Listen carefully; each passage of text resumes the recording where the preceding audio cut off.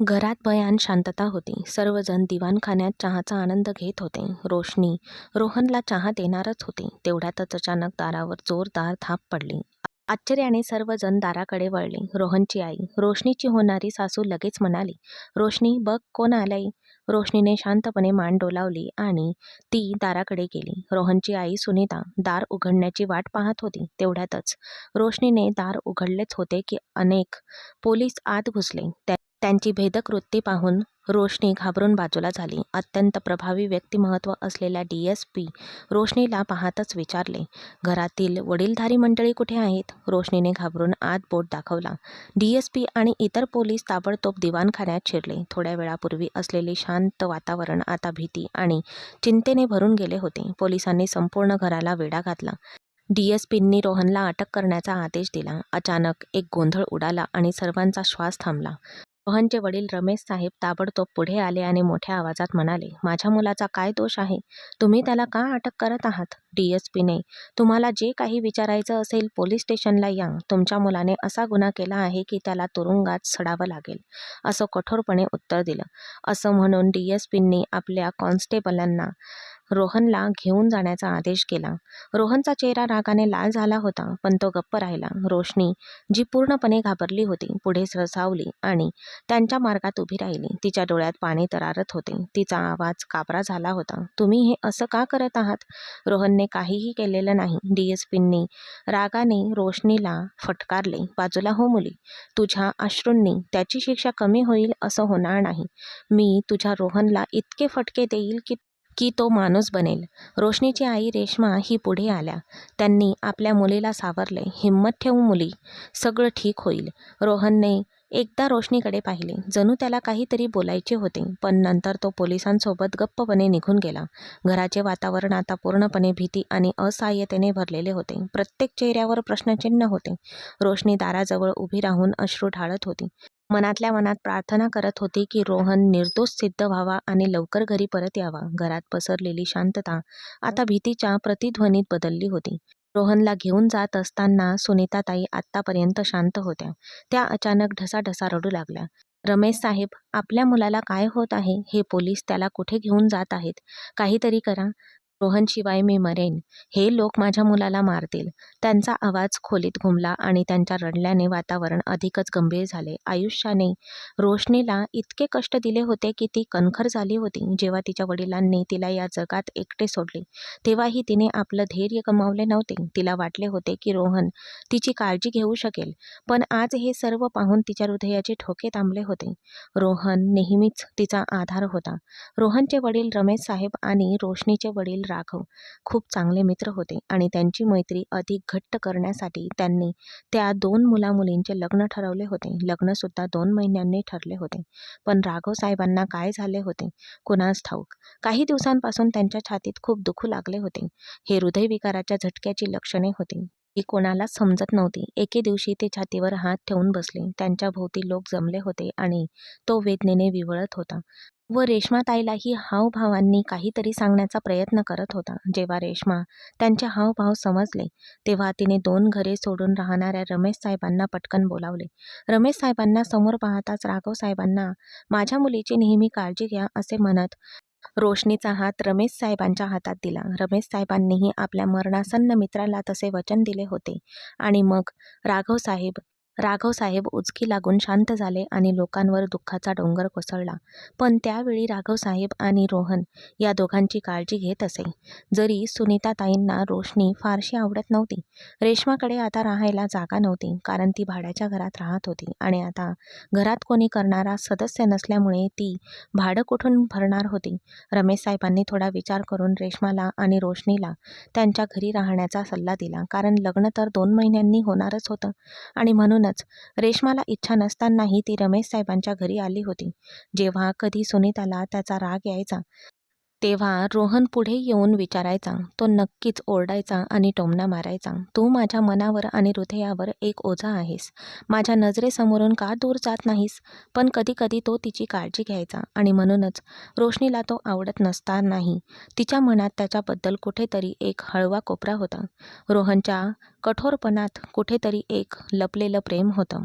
ज्यामुळे रोशनीला त्याच्याजवळ असल्यासारखं वाटायचं. पण आज जे काही घडलं होतं ते रोहनच्या चांगुलपणाचा पुरावा नव्हता. हा गुन्हा, हा आरोप, ही अटक, हे सगळं रोशनीसाठी एक दुःख स्वप्नापेक्षा कमी नव्हतं. रमेश साहेब जे आत्तापर्यंत शांत दिसत होते, तो रागाने म्हणाला, "काळजी करू नकोस सुनीता. मी निघतोय. मी या पोलिसांना बघून घेईन. आपल्या मुलाला काही होणार नाही. मी सगळं सांभाळून घेईन. तू शुद्धीवर ये." असं म्हणून तो पटकन आपल्या गाडीच्या चाव्या उचलू लागला. त्याच्या बोलण्यात आत्मविश्वासापेक्षा जास्त राग होता. जणू काही तो स्वतःलाच पटवून देण्याचा प्रयत्न करत होता की सगळं काही ठीक होईल. "मी पण तुमच्यासोबत येते काका." डोळ्यात पाणी दाटून आलेली रोशनी पुढे सरकली. दरवाजाजवळ जाताना तो क्षणभर थांबला. मागे वळून विचारात गडलेल्या रोशनीकडे पाहू लागला. मग तो कठोर स्वरात म्हणाला, "चल." सुनीता लगेच म्हणाली, "रोशनी तिथे काय कामात येणार आहे? तुम्ही तिला का घेऊन जात आहात?" सुनीता दारात उभी राहून आपल्या पतीला आणि रोशनीला जाताना असहाय्यपणे पाहत होती. त्यांच्या डोळ्यात अश्रू दाटून आले आणि रोहनला काही होऊ नये म्हणून त्यांनी मनातल्या मनात प्रार्थना केली. संपूर्ण प्रवासात गाडीत शांतता पसरली होती. पोलीस स्टेशन जवळ पोहोचताच रोशनीच्या हृदयाची भीतीने धडधड वाढू लागली. तिला जाणवले की ही रात्र तिच्या आयुष्यातील अविस्मरणीय क्षणांपेक्षा एक असणार आहे.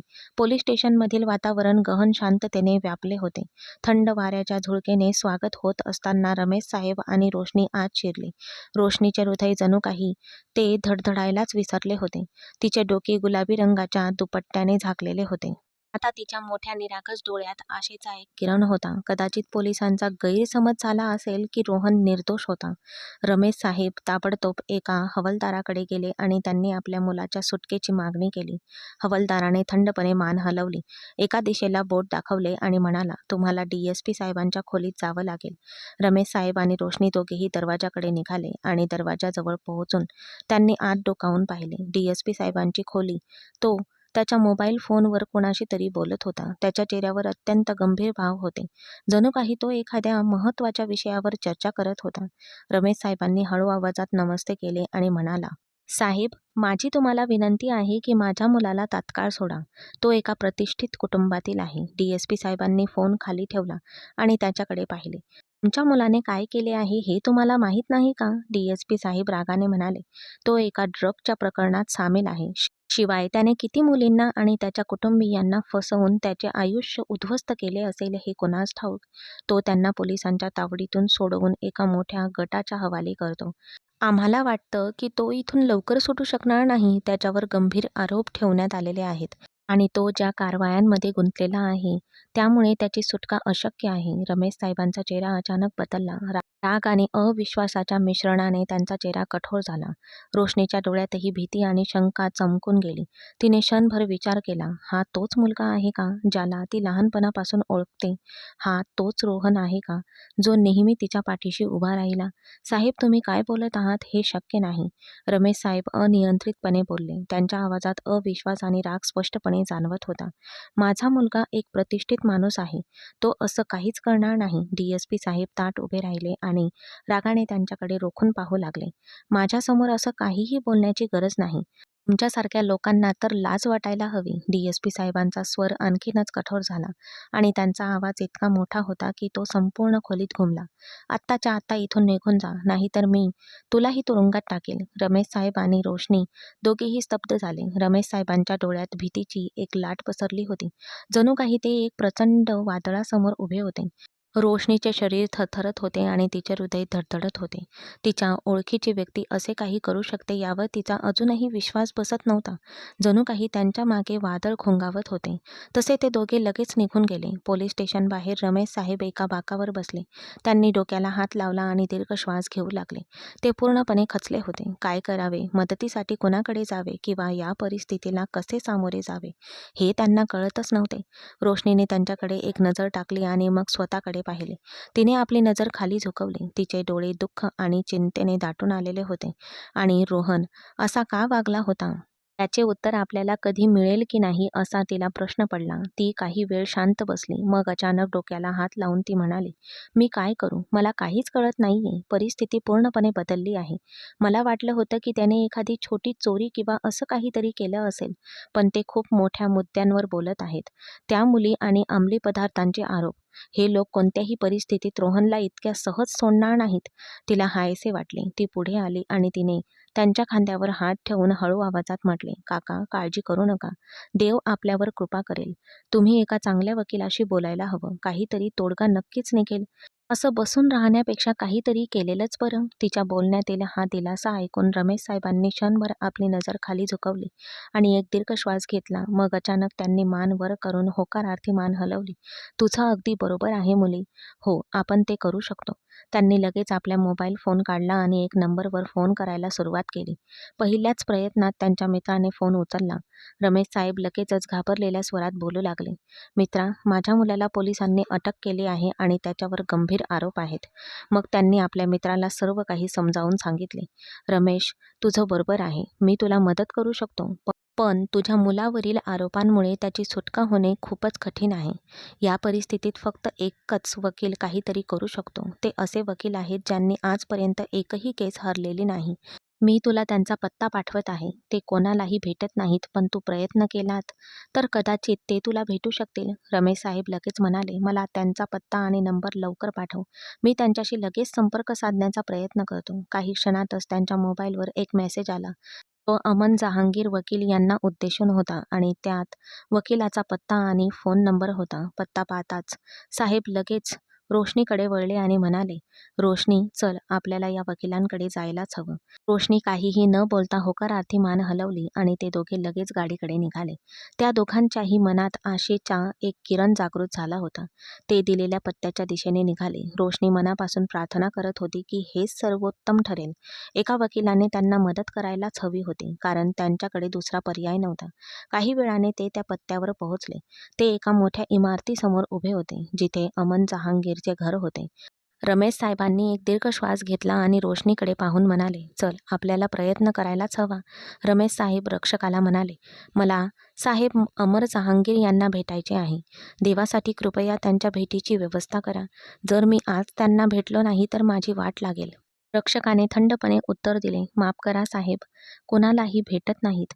त्यांच्या सोयीसाठी त्यांनी वेळ ठरवला आहे. तुम्हाला त्यांना भेटायचे असेल तर वेळ ठरवा."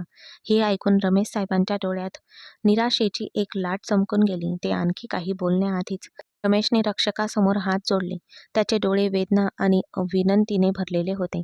त्यांचा चेहरा लाल झाला होता आणि त्याचा आवाज थरथरत होता. तो म्हणाला, "देवासाठी कृपया एकदा साहेबांसोबत भेटीची व्यवस्था करा. आम्ही खूप लांबचा प्रवास करून आलो आहोत. जर आज आम्ही त्यांना भेटलोच नाही तर आम्ही मोठ्या संकटात पडू." त्यांचा निष्पाप चेहरा आणि थरथरते ओठ रक्षकाच्या हृदयाला भिडले. तो रक्षक क्षणभर थांबला. त्याने रोशनीकडे काळजीपूर्वक पाहिले आणि मग मिस्टर रमेश यांच्याकडे एक हलकीशी नजर टाकली. "बघा, मी फक्त प्रयत्न करू शकतो. जर साहेब तुम्हाला भेटायला तयार झाले तर तुम्ही जाऊ शकता." असे म्हणून तो इंटरकॉमद्वारे आत बोलला. काही क्षणांनंतर त्याने दार उघडले आणि त्यांना आत येण्याचा इशारा केला. रमेशजींच्या डोळ्यात दिलासा दिसला आणि लगेचच त्यांच्या चेहऱ्यावर एक हलकेसे स्मित उमटले. ते आत शिरताच त्यांची नजर लगेच बागेवर पडली. ती बाग इतकी सुंदर होती की त्यांनी यापूर्वी असे दृश्य कधीही पाहिले नव्हते. हे पाहून दोघेही थक्क झाले. हिरवीगार झाडे, रंगीबेरंगी फुले आणि सर्वत्र पसरलेला मंद सुगंध. ते बंगल्यासारखे नव्हते तर राजवाड्यासारखे दिसत होते. चकचकीत भिंती, राजेशाही फर्निचर आणि कलाकृती पाहून त्यांच्या हृदयाची धडधड वाढली. तेवढ्यातच एक दासी आली आणि तिने मान झुकवून म्हटली, "साहेब अभ्यासिकेत आहेत. त्यांनी तुम्हा दोघांनाही तिथे बोलावले आहे. माझ्या मागे या." ते दासीसोबत अभ्यासिकेकडे निघाले. जेव्हा दार उघडले तेव्हा अमन जहांगीर आपल्या भव्य व्यक्तिमत्वासह समोर बसला होता. त्याने एक पाय दुसऱ्या पायावर ठेवला होता. बोटांमध्ये सिगारेट होती आणि तो आपल्या मोबाईलमध्ये व्यस्त होता. त्याच्या व्यक्तिमत्वात एक वेगळेच आकर्षण होते. तो शांत आणि आत्मविश्वासपूर्ण दिसत होता. जणू कोणतीही अडचण त्याच्यासाठी क्षुल्लक होती. अभ्यासिकेत प्रवेश करताच रमेश साहेब आणि रोशनी यांची पावले थांबली. अमन जहांगीरच्या उपस्थितीने त्यांना अत्यंत लहान वाटू लागले. रमेश साहेबांनी अमन जहांगीरकडे एक नजर टाकली आणि त्यांच्या डोळ्यात काळजी आणि वेदनेची छटा दिसली. रमेशजींची नजर अमर जहांगीरवर खिळली होती. हा वकील खरंच त्यांना मदत करू शकेल का या विचारात ती होती. अमर जहांगीर थंडपणे म्हणाला, "तुम्ही सगळे इथे कशाला आला आहात? तुम्ही आलात का? काय अडचण आहे?" त्यांच्या आवाजात कोणताही संकोच नव्हता. रमेश साहेबांनी एक दीर्घ श्वास घेतला आणि म्हणाले, "साहेब, आम्हाला तुमच्या मदतीची सक्त गरज आहे." आमच्या मुलावर गंभीर आरोप झाले आहेत आणि आम्ही पूर्णपणे हतबल झालो आहोत. अमर जहांगीरने क्षणभरासाठी आपला मोबाईल खाली ठेवला आणि त्या दोघांकडे तीक्ष्ण नजरेने पाहिले. त्याच्या चेहऱ्यावर एक विचित्र थंडपणा होता. ज्याने कोणी तुम्हाला माझा संपर्क क्रमांक, माझ्या घराचा पत्ता दिला असेल, त्यांनी तुम्हाला माझ्या स्वभावाबद्दल नक्कीच सांगितले असेल. त्याच्या आवाजात एक विशिष्ट गांभीर्य होते, ज्यामुळे रमेश साहेब आणि रोशनी दोघेही अस्वस्थ झाले. मी कोणाशीही अशा प्रकारे कधीच बोलत नाही. मी त्यांना भेटत देखील नाही. मी फक्त या मुलीमुळेच होकार दिला. बरं, माझ्या काही अटी आहेत. त्यानंतरच मी तुमचं म्हणणे ऐकेन. रमेश साहेबांनी लगेच ठामपणे उत्तर दिले. साहेब, तुमची आज्ञा. मी तुमच्या सेवेसाठी सर्व काही देण्यास तयार आहे. अमर जहांगीरने रमेश साहेबांकडे चौकस नजरेने पाहिले आणि मग रोशनीकडे खोलवर बघत विचारले, या मुलीचं काय नाव आहे? त्याच्या नजरेतील तीव्रतेने रोशनी घाबरली. ती थोडी मागे सरकली आणि रमेश साहेबांच्या पाठीमागे लपून उभी राहिली. काही कारणास्तव अमनच्या नजरेमुळे ती गोंधळून जात होती. साहेब, तिचं नाव रोशनी आहे आणि ही माझ्या मुलाची, रोहनची वांगत्व वधू आहे. आपल्या पाठीमागे रोशनीचा हात धरून त्याने तिला आपल्या शेजारी उभे केले. अमन जहांगीरची नजर अजूनही रोशनीवरून खिळलेली होती. तिचा दुधाळ रंग, ज्याला किंचित गुलाबी छटा होती, मधासारखे मोठे काचेसारखे डोळे, जे त्या क्षणी भीतीने भरलेले होते, उंच लांब नाक, हंसासारखी मान, जाळीदार दुपट्ट्यातून डोकावणारी आणि अमर जहांगीरला स्पष्टपणे खेचणारी कोमल नाजूक आकृती, असे निरागस सौंदर्य त्याने आजपर्यंत कधीही पाहिले नव्हते. ही निरागस मुलगी तुमच्या मुलासारख्या पापी माणसाच्या लायकीची नाही. अमर जहांगीरच्या डोळ्यात एक चमक दिसली. ओठांच्या कोपऱ्यावर एक मंद स्मित उमटले. त्याने रमेश साहेबांकडे पाहिले आणि मग भावशून्य चेहऱ्याने म्हणाला, तुमच्या मुलाचे प्रकरण काहीही असो, तो कोणत्याही संकटात असो, मी ते सहज सोडवू शकतो. पण माझी एक अट आहे. रमेश साहेबांच्या डोळ्यात काळजी आणि चिंतेची एक लाट चमकून गेली आणि ते लगेच म्हणाले, मी तुमच्या सर्व अटी मान्य करतो. अमन जहांगीर हसला आणि म्हणाला, तुम्ही बाहेर जा. मी त्यांच्याशी बोलतो. रोशनीने लगेच भीतीने रमेशकडे पाहिले, पण रमेश साहेबांनी तिला जाण्याचा इशारा केला. रोशनी बाहेर आली. अमन जहांगीरने रमेश साहेबांवर आपली नजर खिळवून ठेवली आणि मग त्याच्या आवाजाने शांतता भेदली. जर तुम्हाला तुमच्या मुलाला निर्दोष सिद्ध करायचे असेल, त्याच्यावरील सर्व आरोप रद्द करायचे असतील, तर माझी एक अट आहे. रमेश साहेबांनी हळूच आपले डोके वर केले. मला रोहनची वांगत्व वधू रोशनी हिच्यासोबत एक रात्र घालवायची आहे. जर तुम्ही हे मान्य केले तर मी खटला ऐकेन, नाही तर तुम्ही निघून जा. त्या क्षणी रमेश साहेब पूर्णपणे स्तब्ध झाले. जणू त्यांच्या शरीरातील सर्व शक्तीच निघून गेली होती. त्यांनी विस्फाटलेल्या डोळ्यांनी अमन जहांगीरकडे पाहिले. त्याच्या मनात प्रचंड गोंधळ उडाला होता. जणू काही त्याला ते समजतच नव्हते. त्याचे हृदय धडधडले आणि त्याची जीभ जणू कोरडी पडली. तुम्ही काय म्हणत आहात? रमेश साहेबांच्या आवाजात भीती आणि आश्चर्याचे एक मिश्रण होते.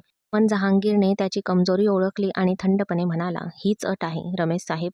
याशिवाय तुमच्या मुलाला वाचवताही येणार नाही आणि तुमच्या प्रकरणाचा निपटारा होणार नाही. आता रमेश साहेबांच्या डोळ्यात एक विचित्र असहाय्यता आणि अस्वस्थता होती. ते हतबल होते. जणू काही त्यांची सगळी शक्तीच काढून घेतली गेली होती. त्यांच्या हृदयात एक वादळ घोंघावत होते. त्याच्या मनात प्रचंड गोंधळ उडाला होता. जणू काही त्याला समजत नव्हते. तुमच्याकडे काही केस आली आहे का? DSP साहेबांचा आवाज लगेच त्याच्या कानावर पडला. हो साहेब, आली आहे. तुम्ही त्याला ओळखता का? ओळखत असाल तर मी त्याला लगेच सोडून देईल. सगळं ठीक आहे. हा आवाज ऐकून रमेश साहेबांनी आश्चर्याने अमन जहांगीरकडे पाहिले. काही वेळापूर्वीच याच DSP साहेबांनी त्याला कठोर स्वरात तिथून हाकलून दिले होते. आता एका हाकेवर ते अचानक इतके नम्र कसे झाले? हा बदल समजून घेण्यासाठी त्यांचे मन अस्वस्थ झाले होते. अमन जहांगीर हसला आणि रमेश साहेबांकडे पाहून DSP साहेबांना म्हणाला, नाही, सध्या काही काम नाही. मला फक्त विचारायचं होतं. मी तुम्हाला परत फोन करतो. त्या मुलाची काळजी घ्या. हो हो साहेब, जशी तुमची इच्छा. DSPचा आवाज हळू होता आणि मग फोन कट झाला. रमेशची नजर अमन जहांगीरवर पडली, जो आपल्या जागेवरून उठून अमन जहांगीर समोर उभा राहिला. मी तुमची अट मान्य करतो. तुम्ही रोशनीसोबत जे काही करू इच्छिता ते करू शकता. फक्त माझ्या मुलाला काही होऊ देऊ नका. अमन जहांगीरने रमेशकडे थंड उपहासात्मक नजरेने पाहिले आणि मग डोके हलवून म्हणाला, मी बळावर विश्वास ठेवत नाही. तुम्ही तुमचं आयुष्य जगू शकता. त्या दुसऱ्या बाईच्या सुनेला हे स्पष्टपणे समजावून सांगा. जर तिने माझं ऐकलं नाही किंवा माझे प्रयत्न फेटाळले तर मी तुम्हाला मदत करणार नाही. मला तिचं पूर्ण सहकार्य हवं आहे. रमेश साहेबांच्या मनात एक कळ आली, पण त्यांनी अमनच्या शब्दांकडे दुर्लक्ष करून म्हटले, होय साहेब, तुम्ही खटल्याची तयारी करा. मी रोशनीला पटवून देईल. ती तुमच्या प्रत्येक आज्ञेचं पालन करेल. मी जे सांगाल ते केलं जाईल, असं म्हणून ते पटकन निघून गेले. त्यांचा चेहरा गंभीर झाला होता आणि त्यांच्या चेहऱ्यावरचं हसू नाहीसं झालं होतं. रमेश साहेब चिंतेने रोशनीला शोधू लागले. त्याने तिला आपल्या समोर बसलेले पाहिले. तो सावकाश पावले टाकत रोशनीकडे आला.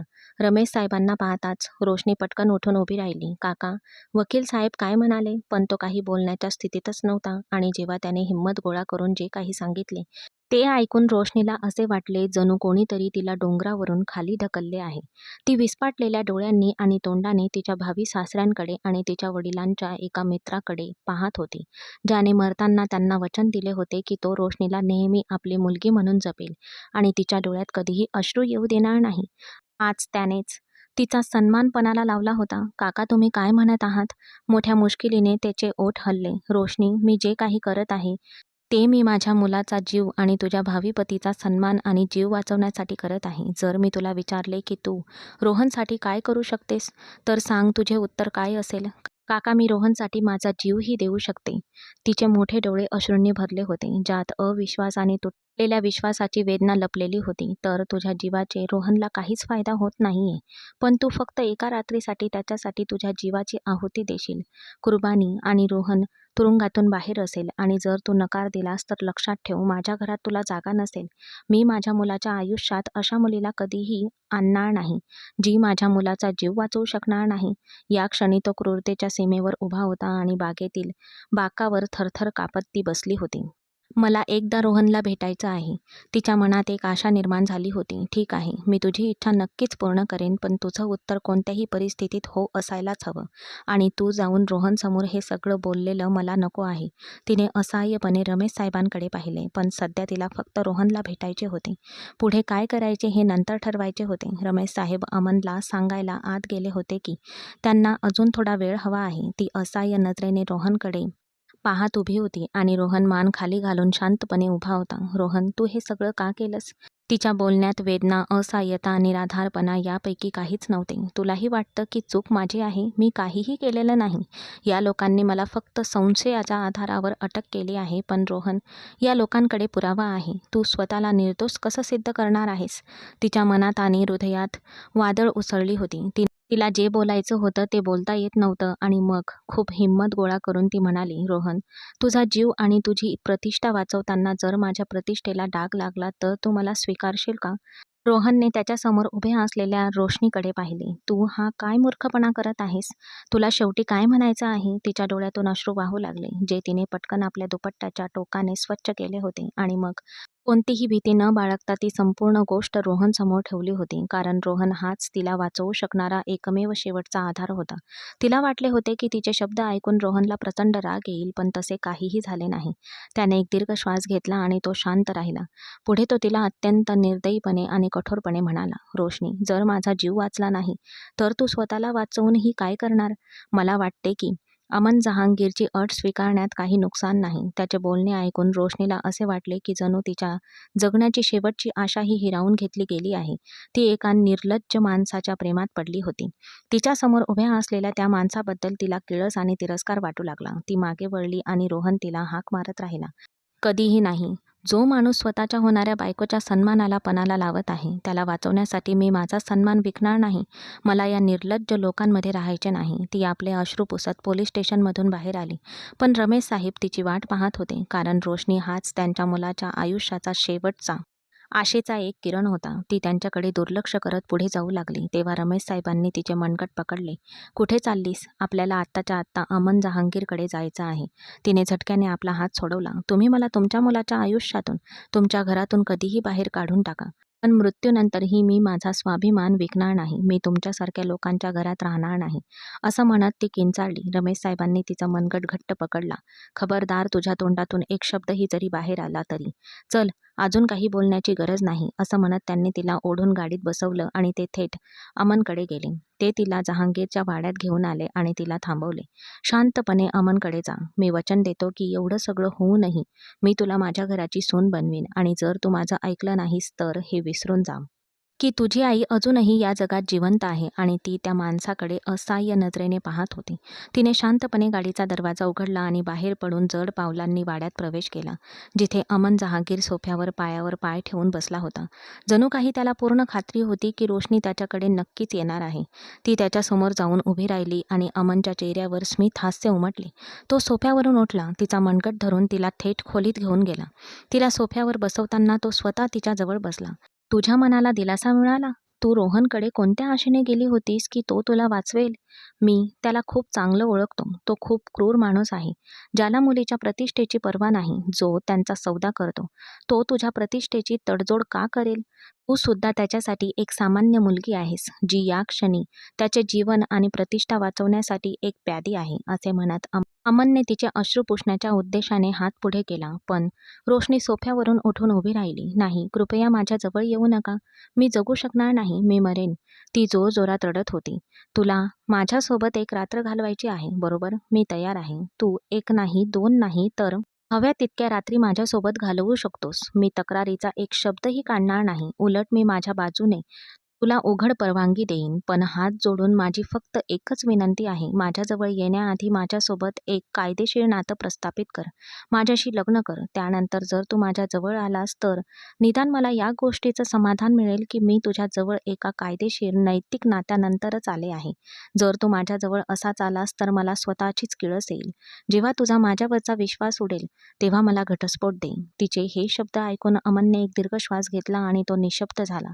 त्याला त्या मुलीला अजून काहीतरी सांगायचे होते, पण जेव्हा तिने लग्नाचा विषय काढला तेव्हा कुठल्या तरी अज्ञात कारणाने अमनच्या मनात एक इच्छा निर्माण झाली की या निरागस आणि असहाय्य मुलीला पाठिंबा द्यावा. त्या क्षणी त्याने खिशातून आपला मोबाईल काढला आणि कुणाला तरी फोन करायला सुरुवात केली. अर्ध्या तासाने काही लोक त्याच्या घरात आले. त्या लोकांमध्ये एक पंडित सुद्धा होता आणि त्या लोकांना पाहून रोशनीला थोडा दिलासा मिळाला. पण तिच्या डोळ्यातील अश्रूंचा ओलावा कमी झाला नाही. थोड्याच वेळात ती पूर्ण विधिवत अमन जहांगीरची झाली होती. अमन त्या लोकांना भेटायला बाहेर गेला होता आणि थोड्या वेळाने जेव्हा तो खोलीत परत आला तेव्हा त्याच्या हातात जेवणाचे ताट होते, जे त्याने रोशनीसमोर ठेवले. रोशनी पलंगावर धक्क्यात बसली होती. आता ती अमनला तिच्या जवळ येण्यापासून थांबवू शकत नव्हती, कारण तिने स्वतःच त्याला हा हक्क दिला होता.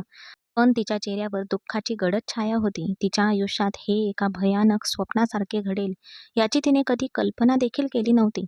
अमन त्याच्यासमोर बसून एक दीर्घ श्वास घेत होता. तू जेवण कर, आराम कर आणि झोप. मला रोहनच्या केसचा अभ्यास करायचा आहे. तो उठून जायला लागला तेव्हा मागून रोशनीचा आवाज आला. तर तो गुन्हेगार आहे हे माहीत असूनही तुझ्या म्हणण्यानुसार तू रोहनला सोडवून घेणार आहेस का?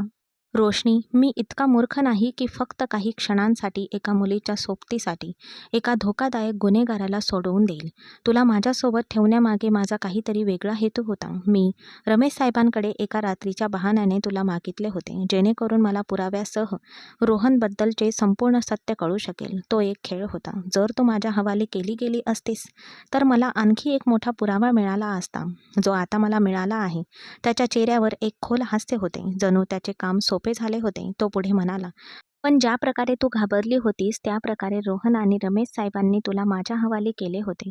मला खूप वाईट वाटत होते की जे लोक तुझ्या प्रतिष्ठेची पर्वा न करता स्वतःची प्रतिष्ठा आणि जीव वाचवण्यात व्यस्त राहिले, ते भविष्यात तुला कसे साथ देतील. एक रात्र घालवून तू त्यांच्याकडे गेली असतीस तर त्यांनी तुला स्वीकारले असते का? कधीच नाही. म्हणूनच मी तुला स्वीकारले आणि मी तुला योग्य तो आदर आणि सन्मान दिला आहे. काळजी करू नकोस. मी तुला काहीही बोलणार नाही. मी फक्त प्रकरणाचा सखोल अभ्यास करेन. त्यानंतर तुला रोहन विरुद्ध साक्ष द्यावी लागेल. हो, पण सर, माझी आई अजूनही त्यांच्या घरातच आहे. काळजी करू नकोस. तुझ्या आईला काहीही होणार नाही, मी वचन देतो. आणि काही क्षण विचार करून रोशनीने होकारार्थी मान डोलावली आणि किंचित हसून तो खोलीला लागून असलेल्या अभ्यासिकेत गेला. आपले अश्रू पुसत रोशनी समोर ठेवलेल्या जेवणाकडे पाहू लागली. तिला अजिबात खाण्याची इच्छा नव्हती, म्हणून जेवणाचे ताट टेबलावर ठेवून तिने तिने उशी नीट करून अंग टाकले. तिला विश्वासच बसत नव्हता की या जगात जर रोहनसारखे लोक असतील तर अमन जहांगीरसारखे चांगले लोकही आहेत. आणि मग दुसऱ्याच दिवशी रमेश साहेब अमन जहांगीरच्या घरी हजर झाले. साहेब, तुम्ही सांगितल्याप्रमाणे मी केले. आता तुम्ही ती मुलगी आमच्या हवाली करा आणि माझ्या मुलाला सन्मानाने निर्दोष सोडवा. रमेश साहेबांचे शब्द ऐकून अमन जहांगीर हसून म्हणाला, आता रोशनीला विसरा. मी मी तिला आता तुमच्याकडे परत करू शकत नाही, कारण आता ती माझा सन्मान बनली आहे. मी काल रात्री तिच्याशी लग्न केले आहे. मी माझ्या तत्वांपासून ढळलो नाही. मी असा माणूस नाही जो एखाद्या मुलीचा बेकायदेशीरपणे गैरफायदा घेईन. ठीक आहे, हे सर्व बाजूला ठेवा. तुमच्या मुलाच्या खटल्याची सुनावणी 3 दिवसांनी न्यायालयात होणार आहे. आता तुम्ही जाऊ शकता. असे म्हणून अमन जहांगीर थांबला नाही आणि लांब पावले टाकत आपल्या खोलीत जाऊन त्याने स्वतःला आतून कोंडून घेतले. तर रमेश साहेब बराच वेळ तिथे स्तब्ध उभे राहिले. त्यांना विश्वासच बसत नव्हता की त्यांनी रोशनीशी लग्न केले होते. असो, त्यांना त्याची फारशी पर्वा नव्हती. त्यांना फक्त आपल्या मुलाला वाचवायचे होते. रोहनच्या खटल्याची सुनावणी 3 दिवसांनी होती आणि जेव्हा अमन जहांगीरने तिथे आपला पुरावा सादर केला, त्याला हजर करण्यात आले आणि रोशनीला साक्षीदार म्हणून आरोपीच्या पिंजऱ्यात उभे करण्यात आले. रोहन आणि रमेश यांना प्रचंड घाम फुटला होता. रोशनीने आपला जबाब दिला की जो माणूस आपल्या होणाऱ्या पत्नीला सहज विकू शकतो, त्याने इतर मुलींच्या प्रतिष्ठेलाही विकले असेल यात काही शंका नाही. आणि मग तिने न्यायाधीशांना सर्व काही सांगितले की स्वतःला वाचवण्यासाठी रोहनने तिला अमन जहांगीरकडे कसे पाठवले होते. आणखी काही पुराव्याच्या आधारे रोहनला कठोर शिक्षा देण्यात आली. रोशनीने आरोपीच्या पिंजऱ्यात उभ्या असलेल्या रोहनकडे पाहिले, ज्याचे डोळे अश्रूंनी चमकत होते. दुःख आणि क्रोधाच्या कटा ओल्या होत होत्या. रोशनी उदास होती. तिने या माणसाविषयी अनेक स्वप्ने पाहिली होती. तिने त्यालाच आपले सर्वस्व मानले होते. तिच्या डोळ्यातून अश्रू ओघळत होते आणि रोहनसुद्धा तिच्याकडेच पाहत होता. हे दृश्य अमन जहांगीरच्या नजरेपासून लपून राहू शकले नाही. रोशनीच्या डोळ्यातून वाहणाऱ्या अश्रूंमधून अमन जहांगीरने काहीतरी वेगळाच अर्थ काढला होता. न्यायालयाबाहेर संध्याकाळ झाली होती. हवेत एक भयान शांतता पसरली होती. जणू काही क्षणभरासाठी सर्व काही थांबले होते. अमन जहांगीरने रोशनीचे मनगट धरले होते. त्याच्या हातांमधील दृढतेवरून त्याच्या मनात उसळलेल्या भावनांचे वादळ स्पष्ट दिसत होते. रोशनी हताशपणे त्याच्या चेहऱ्याकडे पाहत राहिली, ज्यावर राग, आवेश आणि एक विचित्र नापसंती स्पष्टपणे दिसत होती. अमन इतका रागावला का आहे हे तिला कळत नव्हते. सर, कृपया मला एकदा रोहनशी बोलू द्या, तिने हताशपणे विनवणी केली. पण अमनच्या कठोर चेहऱ्याने तिच्या उत्तराची कोणतीही आशा नाहीशी केली. एकही शब्द न बोलता अमन तिला गाडीकडे घेऊन गेला. पुढच्या सीटवर ढकलले आणि स्वतः ड्रायव्हरच्या सीटवर बसला. सरच्या या वागण्याने रोशनी घाबरली होती. हे बरोबर नाही. मला फक्त एक क्षण हवा होता. मला त्याच्याशी बोलायचं आहे. तिच्या आवाजात एक कळवळून गेलेली विनंती होती. पण अमनने ते ऐकले नाही. गाडी रस्त्यावरून वेगाने चालत होती. अमनचा चेहरा स्पष्टपणे कठोर होता आणि त्याचे ओठ गप्प होते. पण त्याचे डोळे जणू वादळासारखे पेटले होते. रोशनीने पुन्हा हिंमत गोळा केली. सर, रोहन माझा होणारा नवरा आहे. एकदा तरी त्याच्याकडून सत्य ऐकण्याचा मला हक्क आहे. अमनने क्षणभर आपली नजर दुसरीकडे वळवली आणि रोशनीकडे पाहिले. तुला हक्क आहे? तो किंचित पण विषारी हास्य करत म्हणाला. तुझे हक्क आता माझ्याकडे आहेत. त्या माणसाकडे नाही ज्याने एका क्षणात तुझी प्रतिष्ठा विकली. हे शब्द बाणासारखे रोशनीच्या काळजात घुसले.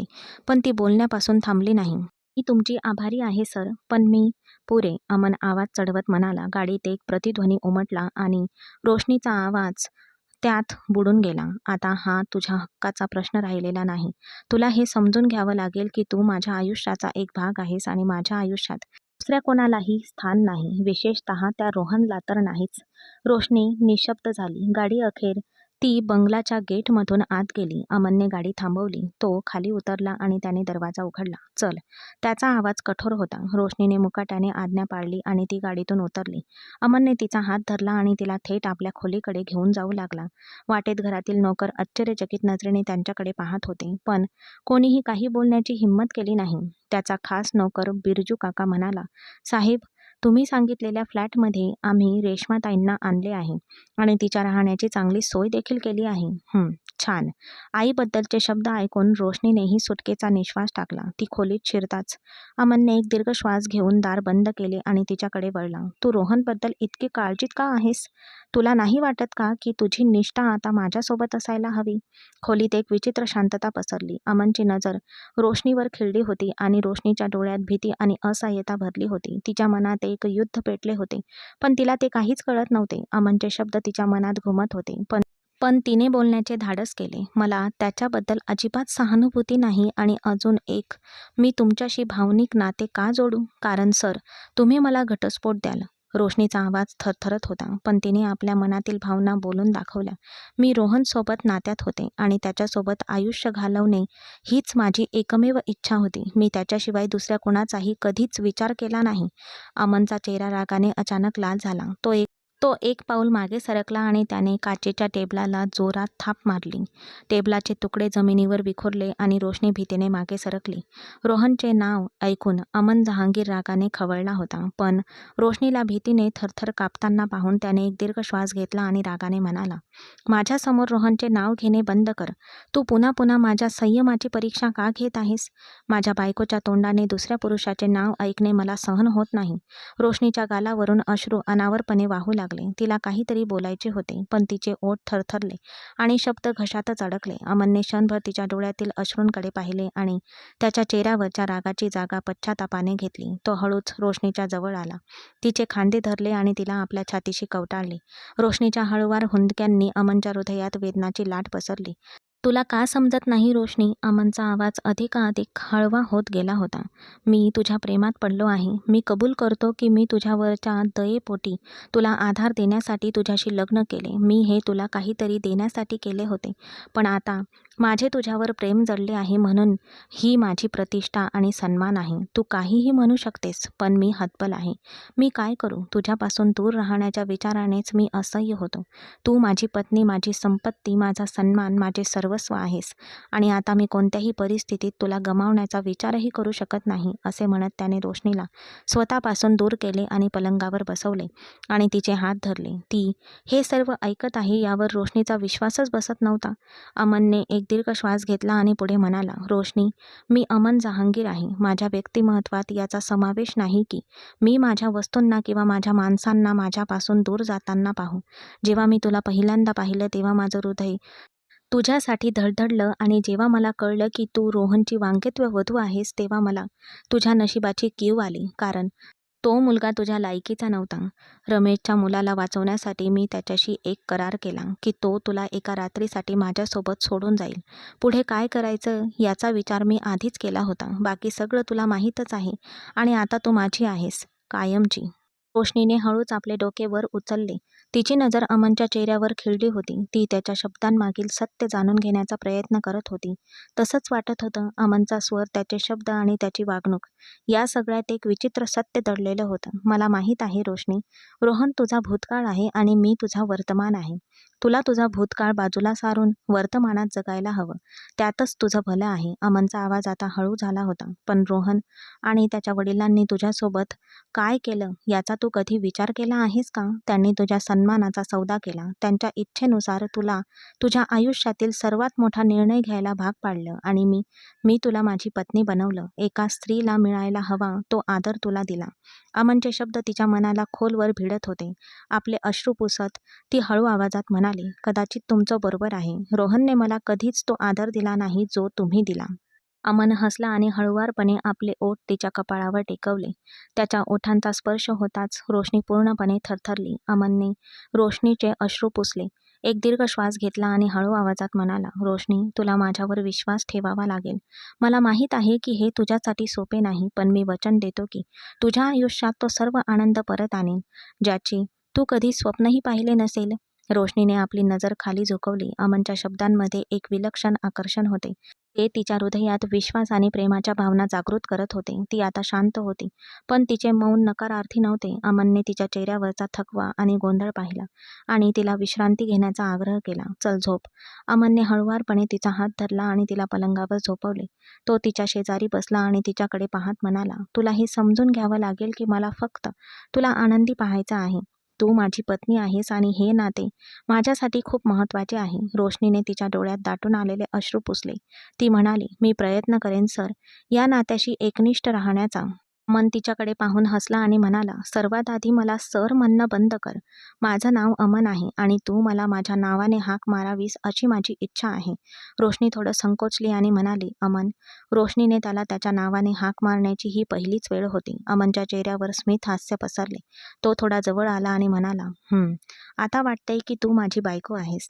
अमनने तिचा हात आपल्या हातात घेतला आणि म्हणाला, मला माहीत आहे की मी कडक आहे, कदाचित खूप शीघ्रकोपीही असेन, पण माझ्या हृदयात तुझं जे स्थान आहे ते आधीच तयार झालं आहे. दुसरं कोणीही ते हिरावून घेऊ शकत नाही. रोशनीच्या डोळ्यात अश्रू होते, पण यावेळी ते आनंद अश्रू होते. अमनच्या शब्दात दडलेले प्रेम आणि सत्य तिला जाणवले. तिला जवळ ओढून अमन म्हणाला, आपण दोघांनी एक नवीन सुरुवात करावी, अशीच माझी इच्छा आहे. मी तुझ्या भूतकाळाबद्दल बोलणार नाही.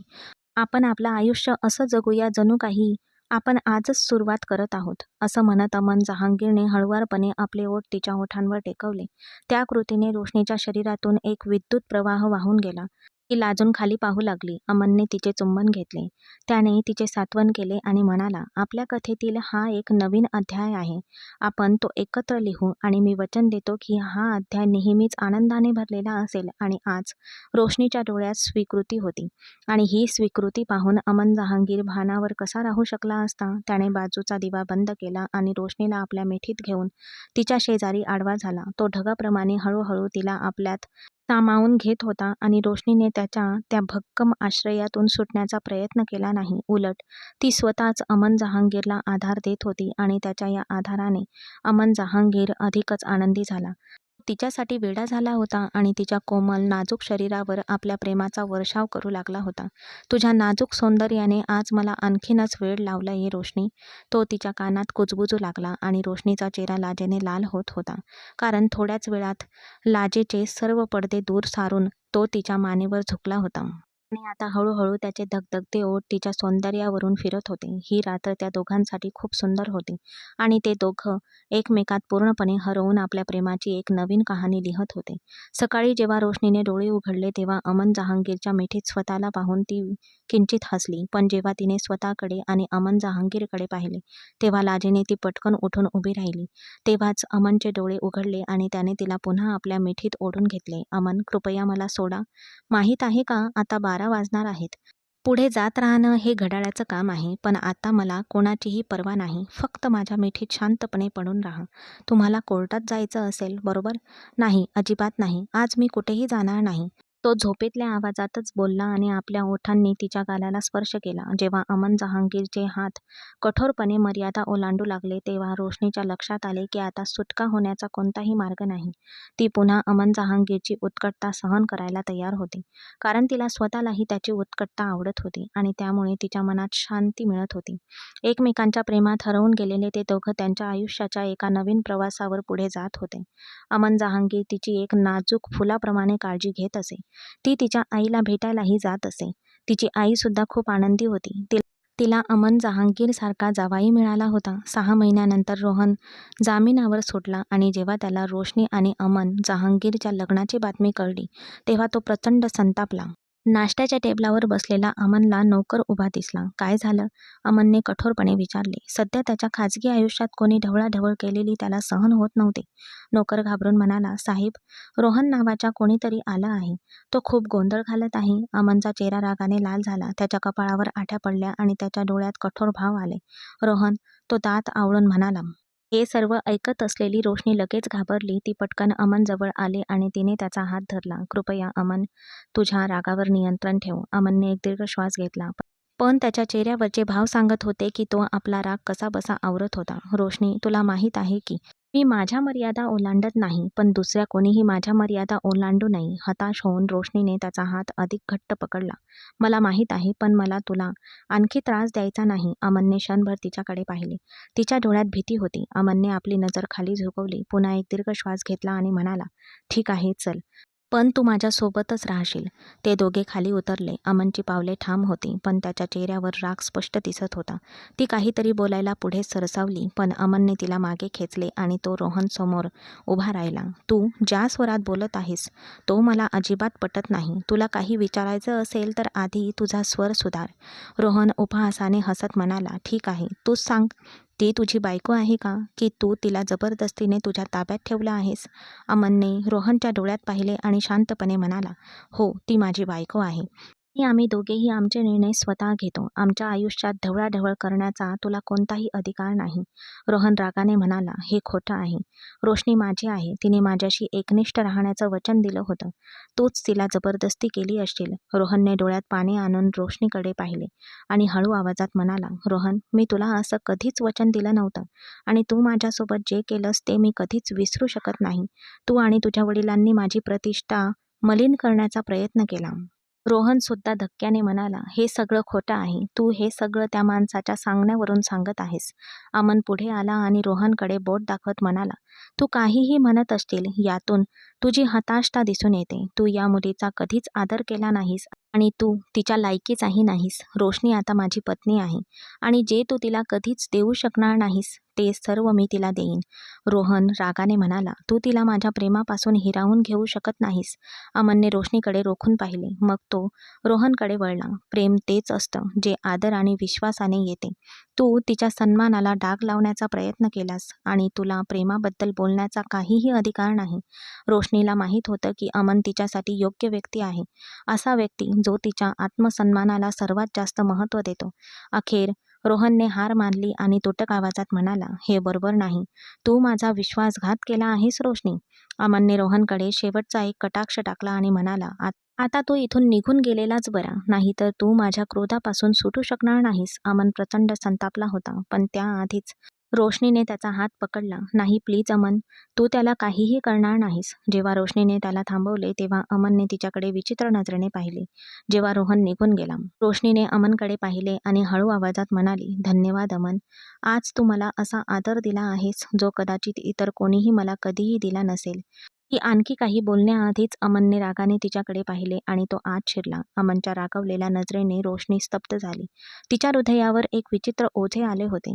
तिला माहीत होते की अमनचा राग केवळ वरवरचा होता, पण तिचे मन तिला माघार घ्यायला भाग पाडत होते. काही क्षणांच्या आत्मसंभ्रमानंतर ती हळूच ती खोलीच्या दारापर्यंत गेली आणि तिने दार ठोठावले. काय आहे?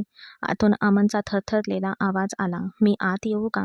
रोशनीने हळू आवाजात विचारले. अमनने उत्तर दिले नाही, पण दार उघडेच ठेवले. रोशनीने हळूच दार उघडले आणि ती आत गेली. अमन सोफ्यावर बसला होता. त्याच्या डोळ्यात गोंधळ होता आणि कपाळावर खोल आठ्या पडल्या होत्या. अमन, अमन संकोचात म्हणाला, पण त्याने वर पाहिले नाही. रोशनीने हिंमत गोळा केली आणि त्याच्या जवळ जाऊन सोफ्यावर बसली. तू माझ्यावर रागावला आहेस का? अमनने एक दीर्घ श्वास घेतला आणि म्हणाला, मी रागावलो नाही. हो, मला हेच कळत नाही की तुझ्या मनात रोहनसाठी अजूनही जागा का आहे? रोशनीने त्याच्याकडे पाहिले. तिचे डोळे असहाय्यतेने आणि तिच्या मनाच्या खोलवरच्या सत्याने भरलेले होते. तुझा गैरसमज होतोय अमन. माझ्या मनात रोहनसाठी जागा नाही. जर असती तर मी तुझ्यासोबत इथे नसते. मग हे सगळं कशासाठी? तुझ्या त्या नजरा, मला त्याला दुखावण्यापासून थांबवणे, हे सगळं काय होतं? आणि तू पुढे येऊन हे का नाही सांगितलंस की तुझं माझ्यावर प्रेम आहे? तो फक्त एक जबरदस्तीचा सौदा होता का?